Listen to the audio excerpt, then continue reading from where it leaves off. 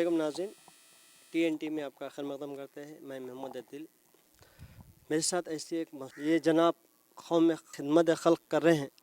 माशाल्लाह ये बहुत बड़ी बात है। ये एक हैदराबाद के लिए कि आप पूरे हिंदुस्तान और पूरी दुनिया के लिए एक मिसाल क़ायम कर रहे हैं। ये 1 साल से ऐसी कोशिश कर रहे हैं कि जो है हिंदू मुस्लिम सिख ईसाई बिना कोई मज़हब व मिलत के खिदमत खल्क़ कर रहे हैं। ये बहुत बड़ी बात है। इनसे लोग को इंस्पायर होना चाहिए कि कैसे खिदमत करते हैं, कैसे सवाब जारिया कमाते हैं। तो आइए उनसे बात करते हैं कि ये जज्बात कैसे पैदा हुआ, कब से शुरू हुआ ये, और इनके स्टाफ में कितने आदमी हैं। भाई अस्सलाम वालेकुम रहमतुल्लाह। अस्सलाम वरहमतुल्लाहि वबरकातुहू। जी भाई, आप ये जो शुरू कर रहे हैं 1 साल से शुरू कर रहे हैं, आपका बताने का था, ये कैसा आपको जज्बा ऐसा खिदमत खल्क़ करेंगे आप? देखिए अल्हम्दुलिल्लाह, खिदमत खल्क़ का जज्बा तो ये हर मोमिन के दिल में रहता, बस उसको सही डायरेक्शन देना पड़ता, सही उसके तालीमात रहता। हर एक के पास खिदमत खल्क़ का जज्बा रहता, उसको बस डायरेक्शन देना है। हमें इस मौसम में ये जो कोरोना का जो वबा चल रही, इसमें हमें मौका मिला ये कि कोविड से जितने भी लोग इंतकाल कर जा रहे हैं, उनको हम आखिरी रसूमात हम उनके अंजाम नहीं किए, बल्कि हम सोचे वजह यह थी कि बल्दिया की तरफ से जिस तरीक़े से ये बेहरमती हो रही थी मैयतों के साथ या फिर मुर्दों के साथ, जो कोई भी हो। हम तो हमारे मुसलमान मोमिन की किसी का इंतकाल हो तो उसको मैयत बोलते हैं एहतरामन। गैर मुस्लिम के मुर्दों को बोलते हैं। उनके साथ भी बहुत ही बदसलूकी के साथ उनको फेंक दिया जा रहा था जो किरणों के ज़रिए। तो इसी ज़िमन में मेरे एक साथी के वालिद का भी हो गया था, तो उनका हम लोग हमारी टीम ही लास्ट राइड्स करी थी। उसके बाद हम सोचे कि हमको आगे बढ़ना चाहिए, क्योंकि ज़िंदा रह तक इंसान को जो इज़्ज़त मिलती, उसकी वफ़ात के बाद उसको और ज़्यादा इज़्ज़त से, उसके एहतराम से उसके आखिरी घर तक पहुंचाना, ये सोच के हम काम शुरू किए। अब ये जो पहली बार ये करे थे तो आपके घर वाले कोई इतराज़ नहीं करे थे? क्या क्या प्रॉब्लम्स का आपको फेस करना पड़ा? अल्हम्दुलिल्लाह, मेरे घर में या हमारे साथियों के घर में किसी के घर में एतराज़ नहीं करे, क्योंकि मौत तो बरहक है, मौत को तो एक बहाना होना है। उसके अलावा सोसाइटी में थोड़ा सा प्रॉब्लम हुआ था कि ये लोग ऐसा शमशानों को जा रहे हैं, क़ब्रिस्तानों को जा रहे हैं। हम बताएं हम जा रहे हैं, हमारा घर भी है, हमारे कोई बच्चे हैं, पहले कुछ होगा तो हमारे कोई नहीं। आप हमारे से मिलना नहीं चाह रहे हैं, आप दूर रहो। बस घर में से तो कोई ऐसा प्रॉब्लम नहीं था। अल्हम्दुलिल्लाह, कई हमारे साथ नौजवान जुड़े हुए हैं। फिल वक्त ग्राउंड पे 30-32 बच्चे, अब ये फिर लॉकडाउन लगने से फिर 32 बच्चे 24 आवर्स सिर्फ ये डेड बॉडीज़ को लास्ट राइट्स करने के लिए तैयार है। अगर आप जो है एक हिंदू के तौर तरीक़े अलग होते हैं, यानी जैसा कि आप बताए थे क्रिश्चियन भी है इसके अंदर, सरदार जी भी है, उनके तौर तरीक़े का कैसा आप मालूमात करते हैं, कैसा करते हैं? देखिए, हिंदूज़ में कई कास्ट हैं, SC ST ब्राह्मण वगैरह। हमारे को हर रसूमात उनकी करने की ज़रूरत नहीं है। हमारा काम ये है कि हॉस्पिटल से बॉडी लेके आके अस्थि पे जहाँ पर रखना है वहाँ तक रख दें, वहाँ पर हम रख देते। उसके बाद हम उनके ऊपर लकड़ियाँ रख दे के हम हट जाते हैं वहाँ से। रहा मसला अब उसको चिता को आग लगाने का, वो उनके बच्चों का काम है। कोई ना कोई एक फैमिली मेम्बर तो आता, या फिर पंडित वगैरह का जो भी मंत्र पढ़ना उनका काम है। हम शरीयत के दायरे में रह के इंसानियत का क्या काम कर सकते उतना ही काम करें। हमारे मज़हब में एक चूंटी को तक जलाना जायज़ नहीं है, तो हम तो ये इंसान की लाश है उसको कैसे जलाएंगे? हम ये काम नहीं कर रहे हैं। आप कितने साल 1 साल से आप ये कर रहे हैं, तो सबसे ज़्यादा क्रिटिकल केस कौन सा देखे जो आपको जो परेशान कर दे, जैसा कि दिमागी तवज्जो एकदम आपको शॉक हुआ? एक केस आया था हमारे पास, जो अनक्लेम बॉडी थी, चेस्ट हॉस्पिटल वहाँ की बॉडी थी। वो बॉडी तकरीबन कई ऑर्गेनाइजेशंस के पास जाके वो लोग बोले कि ये मुस्लिम शख्स की बॉडी है, इसके लास्ट राइट्स करना है। यहाँ तक कि एक उर्दू अखबार और उनके पास भी गए थे, वो लोग बताए कि ये कोरोना का है, हम नहीं करते। और जो बॉडी क्लेम की सो एक क्रिश्चियन सोसाइटी थी, ऑर्गेनाइजेशन था। बाद में वो लोग को हमारा पता चला कि ये लोग लास्ट राइट्स कर रहे हैं, तो हमारे पास आए। हम पूरे लीगल एस्पेक्ट से देख के पूरा लीगल डॉक्यूमेंट्स वगैरह चेक करके लास्ट राइट्स हम करे। वो जब हमारे पास बॉडी आई थी, जब तक 14 दिन हो गए थे और बॉडी पूरी डिकम्पोज हो गई थी। आप यकीन नहीं मानेंगे, हमारे बच्चे अभी तक 1800 के ऊपर तक नहीं करे, कभी हमारे बच्चे के साथ तबीयत ख़राब नहीं हुई। अल्लाह बेचारों को जन्नत नसीब करे। वो साहब की हालत ये हो गई थी, ये मुट्ठी भर भर के कीड़े जिस्म से निकल रहे थे। 4-4 मास्क लगाए बाद में भी हमारे बच्चे वॉमिटिंग्स कर लिए थे। ये मैं करीब करीब 6-8 महीने पुरानी बात कर रहा हूँ, 6 महीने पुरानी। उसके बाद में फिर बहुत मुश्किल से हमारे बच्चों को संभाला, तो वो एक बहुत क्रिटिकल था। वैसे तो ये ESI हॉस्पिटल की में बॉडी थी, ये अनक्लेम बॉडी थी, कोई रिश्तेदार नहीं थे। वो एक कोई क्रिश्चियन ऑर्गेनाइजेशन की तरफ से हमारे पास आई थी, यहाँ हैदराबाद में। अभी हैदराबाद कोई ऐसा एरिया लिमिट है क्या, वहाँ पर ही जाना है या पूरा हैदराबाद घूम रहे हैं आप? कहाँ कहाँ से लेकर आते हैं बॉडी? अल्हम्दुलिल्लाह अब हैदराबाद के हर कब्रस्तान में कोई ऐसा कब्रस्तान नहीं बचा जहाँ पर हम तदफीन नहीं करें। हर कब्रस्तान में हो रही। थोड़े प्रॉब्लम्स ये हो रहे हैं कि दूसरे मुकामी लोग को वहाँ पर जगह नहीं दे रहे। मैं ये कब्रस्तान के मुतवल्लियों से, मस्जिदों की कमेटियों से गुजारिश करता हूँ कि अगर मुसलमान हैं तो कोई भी कब्रस्तान में ये करोना वरोना मत देखो। मुस्लिम है उसको उसके तदफीन की इजाज़त दे दो, क्योंकि खुदा ना खास्ता आप लोग देख रहे हैं गंगा में कैसा लाशों को बहा दिए। क्या हमारे वो भी हमारे भाई हैं? इस्लाम हमें क्या बताया, एक दूसरे के हम भाई हैं, तो हमारे भाइयों को कैसा जगह नहीं थे। तो सबसे गुजारिश है कि किधर भी हों तो जगह दीजिए। अल्हम्दुलिल्लाह अब तो तकरीबन कब्रस्तानों में दे रहे हैं, बास गिने चुने अभी हैं। थोड़ी वो लोग से ही गुजारिश है कि कोई भी रंदो, कहाँ का भी रंदो, मुसलमान है उसको कब्रस्तान में जगह दे दो। एक दिन में आप कितने दफन करते हैं और कौसे कौसे मज़हब के कितने कितने करते हैं? अल्हम्दुलिल्लाह अब थोड़ा सा एक पिछले 3 दिन से कमी आई, काफ़ी कमी आई। नहीं तो नॉर्मली हम एक दिन में 12 से 15 कर रहे थे, अब 6 से 8 कॉल्स डेली हैं। अब सुबह से हम लोग 5 कर चुके हैं, अभी 3 वेटिंग पर हैं। तो आज गैर मुस्लिम का अभी एक भी नहीं आया। कल एक आया था, एक हिंदू का आया था और एक क्रिश्चियन का आया था। तो एक क्रिश्चियन थे सो उन्होंने ये नारायणगुड़े का चर्च लगता उनको, बिशप चर्च कुछ था वो। और एक हिंदू थे सो उन्होंने कोकटपल्ली साइड के थे वो था। तो आपको रब्त कैसा करते हैं लोग, कैसे आपको कांटेक्ट होता है?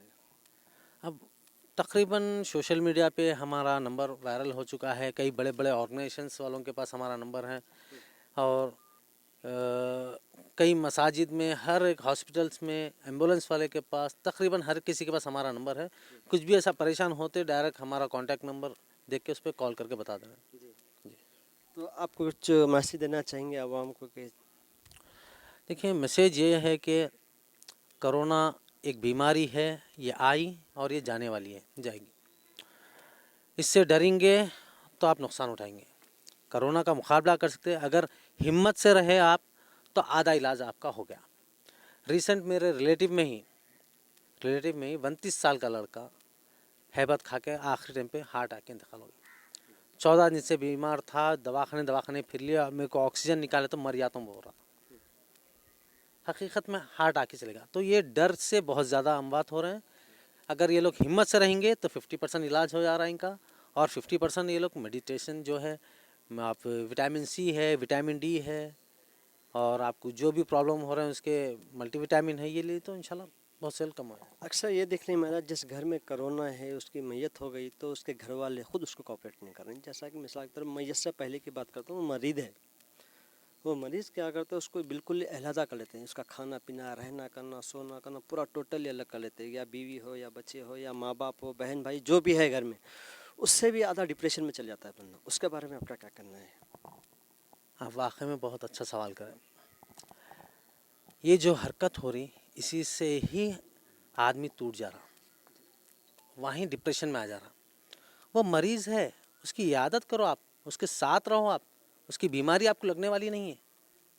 आप देखिए कई दवाखाने में मिलने तक नहीं दे रहे हैं और वो डिप्रेशन में आके अपने आप की तबीयत ख़राब कर रहा। आप उसको मिलो, आप उसको इलाज कराओ, उसको दवाएं दियो, आपको इतनी आसानी से नहीं फैलता हो।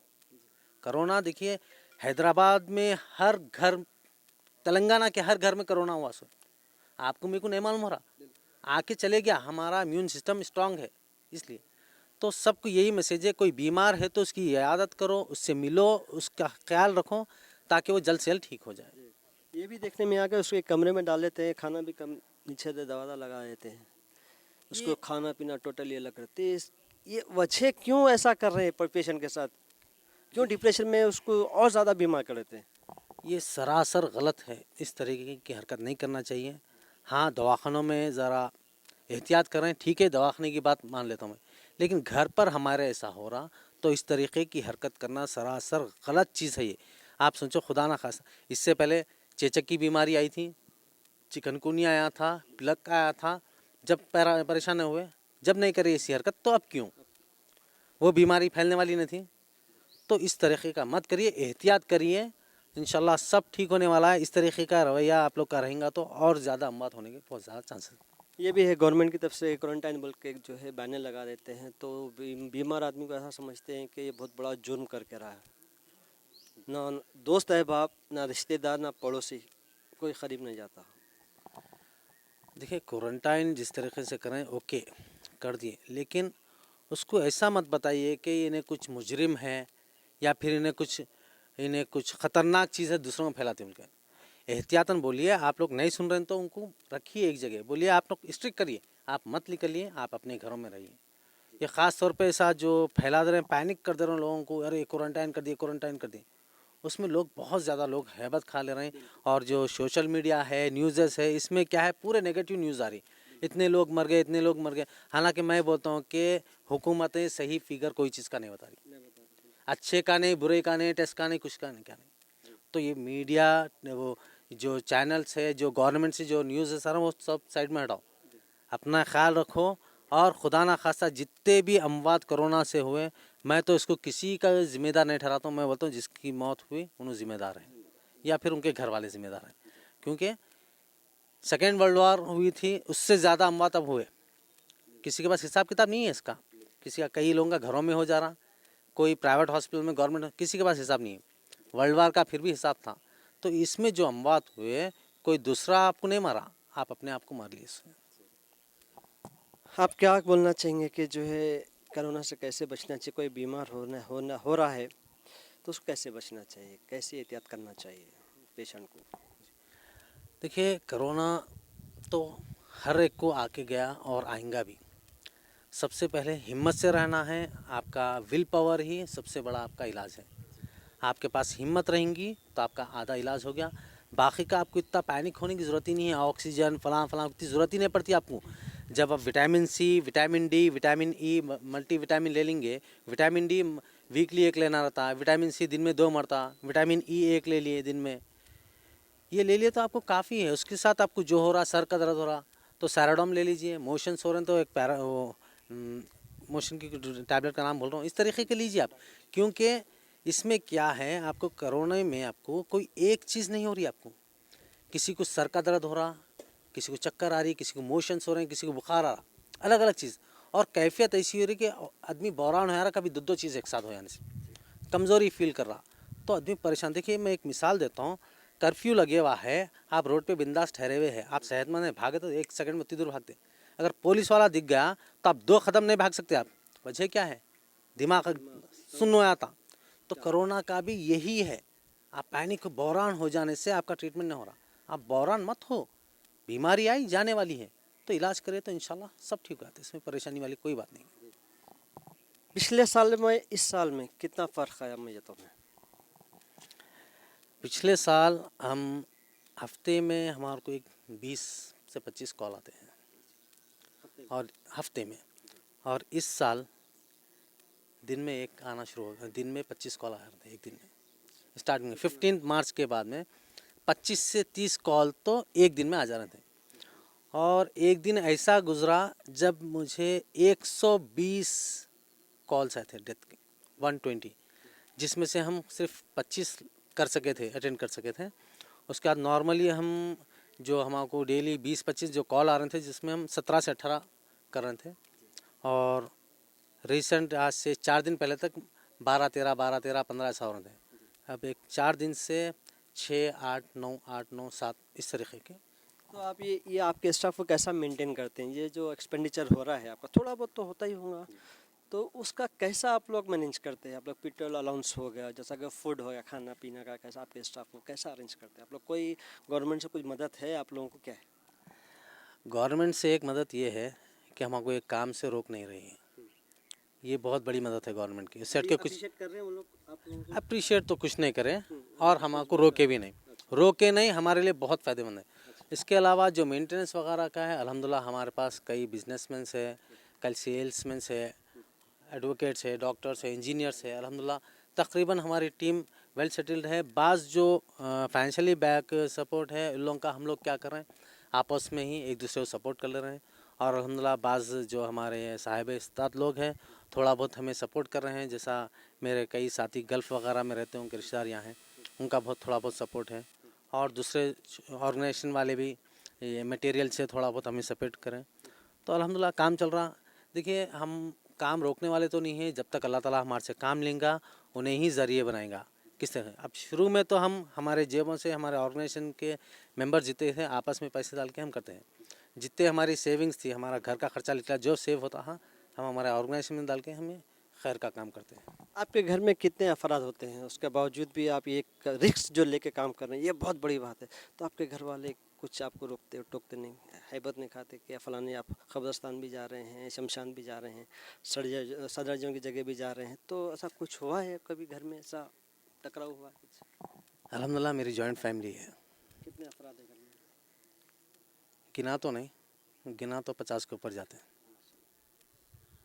और अल्लाह का करम है, आज तक कोई चीज़ की रोक टोक नहीं हुई और कोई चीज़ की परेशानी नहीं हुई।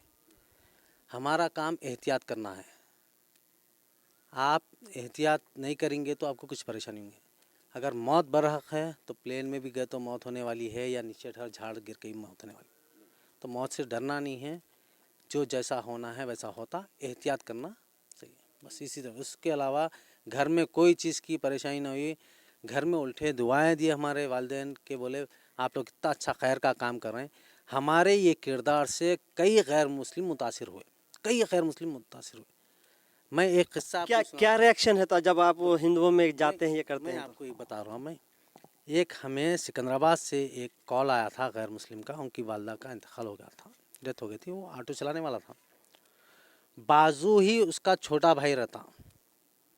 तो वो फ़ोन करके बताया कि मैं शमशान को फ़ोन करा तो 30,000 रुपये शमशान के बोल रहे हैं, 7,000 रुपये एम्बुलेंस के बोल रहे हैं। तो मैं बोला ठीक है, मुश्किल नहीं, आपको 6 से 8 हज़ार में आपको शमशान में वो काम है आता, मैं फ़ोन कर रहा हूँ शमशान को ले लेगा, बॉडी लेके आने के से बोल दिया। आधा घंटा हो गया, वो आया नहीं। मैं बोला फ़ोन किया, क्या बात है? वो बता रहा कि मेरे पास है 7,000, मैं एम्बुलेंस कहाँ से लाऊँ? बोला ठीक है, एम्बुलेंस का इंतज़ाम मैं कराता हूँ। फिर हमारी एम्बुलेंस भेजा वहाँ पर, वहाँ से ले के आके शमशान में लास्ट सर्च कराए। जब घर से निकाल रहे हैं, वो हमारे बच्चे, जो एक ड्राइवर को और एक अटेंडर को भेजा था, उसके बाद में उसके 3 बेटियां कांधा दिए। मैं बोला और कोई नहीं है घर में? तो बता रहे छोटे भाई का घर है, डोर लगा लिया, मगा करोना स्वाब। क्या बोलेंगे? सग्गी माँ को हुआ तो बाजू में घर में रहता बेटा, डोर लगा लिया, तो उसके बेटियां कांधा दे रहे हैं दादी की मैयत। फिर वो यहाँ आए बाद में, फिर हमारे एक साथी, उसके पास जाने के भी पैसे नहीं, तो एक 300 रुपये उसके जेब में रख के बोले आप रैपिडो वगैरह करके चले जाओ। तो ऐसे ऐसे हालात हैं। नाज़रीन, ये थे बहुत ही जो है खिदमत खल्क कर रहे हैं, माशाल्लाह इनको सेहत दे, उम्र दे, और इनकी जो मेहनत जो कर रहे हैं माशाल्लाह ये बहुत बड़ी बात है और दूसरों के लिए एक मिसाल है। हैदराबाद की तहज़ीब, तमीज़ और तहज़ीब में जो है एक नंबर पे इन्वाते हैं कि जो है अभी जो मुसलमानों में जो जज्बा है, ये बहुत बड़ी बात है। हम आपका जो है बहुत बहुत शुक्रिया अदा करते हैं कि जो है आपने अपना कीमती वक्त निकाल कर TNT को दिया है, बहुत बहुत शुक्रिया। क्या हम आपके स्टाफ से भी कुछ बात कर सकते हैं? जी भाई, आपका नाम बताइए। मेरा नाम मोहम्मद सईदुर रहमान है। जी, आप कब से कर रहे हैं यहाँ पर? जी तकरीबन मैं भी 1 साल से यहीं पर हूँ जलाल में। कैसा आपके घर में रुके करे नहीं कोई ऐसा? नहीं अल्हम्दुलिल्लाह, जैसे जब से मैं काम शुरू किया, अप्रिशिएट किए, चलो आप जो भी काम कर रहे हैं बहुत अच्छा काम कर रहे हैं, और मेरी टीम का बहुत सपोर्ट है मुझे, जलाल भाई का भी काफ़ी सपोर्ट है अल्हम्दुलिल्लाह। आप कैसा है यहाँ पर ये टीम में ज्वाइन होने, कैसा जज्बा है आपको? जी मैं पहले फेसबुक पे ऑनलाइन वीडियोस देखा था, देखने के बाद मैं सोचा अभी लॉकडाउन का पीरियड था वो टाइम पे, लॉकडाउन में घर में खाली बैठे हैं, इससे अच्छा बाहर निकल के कुछ काम करें, तो इससे अच्छा काम मुझे दिखा नहीं, तो इसलिए मैं फ़ोन किया डायरेक्ट जलाल भाई को कि मैं भी ज्वाइन होना चाहता हूँ। तो वो मोस्ट वेलकम करे, आए, फिर बताए हम कैसा करने का है, क्या करने का है, क्या सेफ्टी मेजर्स लेना है, प्रिकॉशंस क्या है। उसका दिन अल्हम्दुलिल्लाह काम स्टार्ट हो गया। फिर काम तो अभी तो रुका नहीं, अभी पता नहीं आगे। आप फर्स्ट टाइम ये कर रहे हैं तो आपको दिल में कैसा आया, मतलब डर हुआ, कैसा क्या क्या फील हुआ आपको, ये बताइए। जब मैं फ़र्स्ट टाइम करा जो, तो मैं सैदाबाद के ख़बरस्तान में था, वीआईपी स्कूल के सामने। वहाँ पर बॉडी आने का था, फर्स्ट टाइम था मेरा। तो वहाँ पर एक लेडीज़ की मैयत आने का था और उनके 2 बेटे और तमाम ख़ानदान वाले बाहर थे। गांधी से बॉडी आ रही थी। तो जब पहले क्या था, खबर बहुत डीप खोल रहे थे, मतलब नॉलेज नहीं था लोगों को।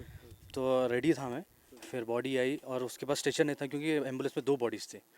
जब स्ट्रेचर वो बैग जो बैग रहता बैग में आई, तो बैग लेके अंदर आ रहे थे हम लोग, बैग फट के लेडीज़ की मैयत नीचे गिर गई। हॉस्पिटल गॉन में थे। हैरत इस बात की हुई कि उनके 2 बेटे तमाम ख़ानदान वाले बाहर थे, लेकिन कोई हाथ लगाने नहीं आया। बड़े अफसोस। बहुत इतना तकलीफ़ हुई। फिर हम लोग 2 लोग लेके आ रहे थे, 2 लोग खबर के पास थे।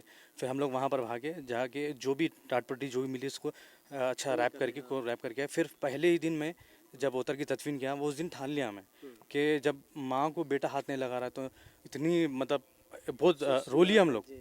उसके बाद तो फिर अल्हम्दुलिल्लाह जो काम शुरू हुआ, फिर रुके नहीं हम लोग चलना। कितने घंटे काम करते हैं एक दिन में आप? कई रातें तो यहीं गुजर जाती है ऑफिस में हमारे पास, कई ख़बरस्तान में। दिन में मतलब बहुत सारे साथी हैं, बिज़ी रहते, तो हम लोग शिफ्ट के कभी कोशिश करते हैं कि शिफ्ट में काम करें। बहुत साथी दिन में करते हैं, बहुत साथी रात में करते हैं, कभी कभी 24 घंटे भी काम कर। रमज़ान में तो ऐसा है, पहले रमज़ान से ही कई रातें हम लोग सोए नहीं। कई रातें या तो ख़बरस्तान में गुजर गई, यहाँ पर ऑफिस में चेयर्स पे फ़ोन आते ही अर्जेंट में अटेंड करना पड़ता है। या कभी कभी ऐसा होता है कि हॉस्पिटल के आईसीयू बेड से हम लोग कफन पहना के बॉडी को उठाते हैं। जो छोटे प्राइवेट हॉस्पिटल्स रहते हैं, तो वो लोग क्या है, आईसीयू बेड से ही हमें अंदर बुला लेते हैं, वहाँ से थोड़ा साफ़ क्लीन करके वहाँ से कफन पूरा हम लोग पीपी किट्स पहन के अंदर जाते हैं, वहीं पर पूरा रैप करते हैं बॉडी को, रैप करके वहीं से कब्रिस्तान या शमशान लेके चले आते हैं उससे। अगर आपको जो है ये सब करने के बाद आप क्या सेफ्टी के लिए क्या क्या यूज़ करते हैं, और आप दफन कर रहे हैं या जलाने जा रहे हैं तो क्या चीज़ यूज़ करते हैं आप सेफ्टी के लिए?